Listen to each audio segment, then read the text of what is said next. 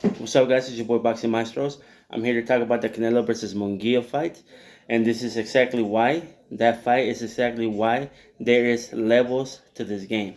This is why. In the beginning of the fight, Munguia took it to Canelo, which is what he should have done. He should have went right at him. He started throwing punches in bunches, combinations, and I'm not talking about one, two, or three. I'm talking about 4 or 5 punches at a time, keeping Canelo at bay, keeping Canelo's hands right here. The whole time is what he did, and he kept backing him up. He was also doing the 1, 2, 3 combination, ending with the jab that Big Bull was doing to Canelo. I don't know if you guys noticed that or not.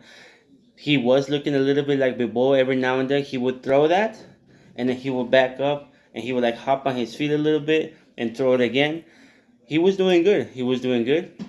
Canelo also did what he was supposed to do in the beginning of the fight, which is block everything, weather the storm, wait until the younger guy gets a little more slower, a little bit more tired, and then start taking advantage of those situations. Fortunately for Canelo, in the fourth round, I believe, he gave Munguia the good old hook uppercut. With the hook, it seemed like kind of distract Munguia, and he kind of like ducked down. And when he ducked down, that uppercut came right at him, double the punching power because he ducked right into it and he went down. He was not that hurt. He more was like a surprise, is what he had said after the fight. But he did hit him pretty clean, pretty solid, and he went down.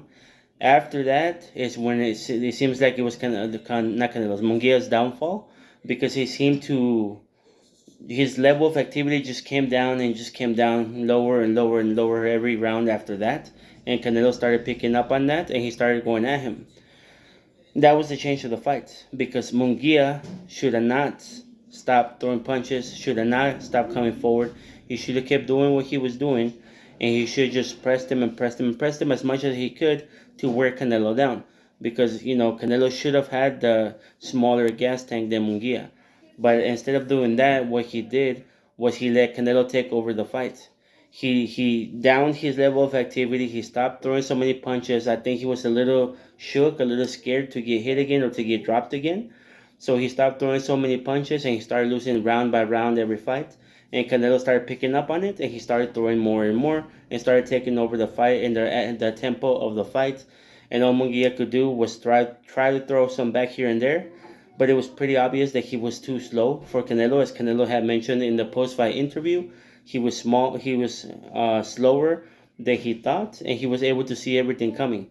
And it was pretty obvious because Canelo was countering him. He was countering him a lot. He was throwing a lot of left hooks at him. He was throwing a lot of right hands. It was pretty obvious. There was one round where he really shook him with the right hand. He hit him, and then it kind of came together, and they grabbed each other, and they kind of like turned together. But I believe if they wouldn't have held each other, I think Munguia was rocked. I think he might have picked up on that. He might have seen his leg shake a little, and he might have went at him. They also asked Canelo in the post-fight interview if he thought that he was able to knock out Munguia, and he said that he thought that he would have been able to knock him out, but he didn't want to take that risk of making a bad move and getting rocked himself or something. So he just kept fighting and kept going to the 12 rounds as he should have.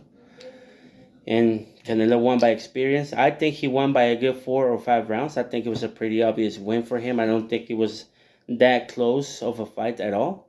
I think the experience won, the skills won, and honestly, Canelo, for being the older guy, he was faster than Munguia and he was stronger than Munguia, and I think he had a better gas tank this time.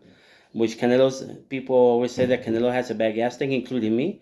But in the recent fights, I don't think I've seen him get tired recently. So he's doing well. He's doing well for himself. They asked him in the post-fight interview. You guys knew that they were going to ask about Benavidez, and they did ask him about it. All he said was, "You know what? I'm gonna take some time to rest and be with my family." The quick, get out, get me out of here, answer.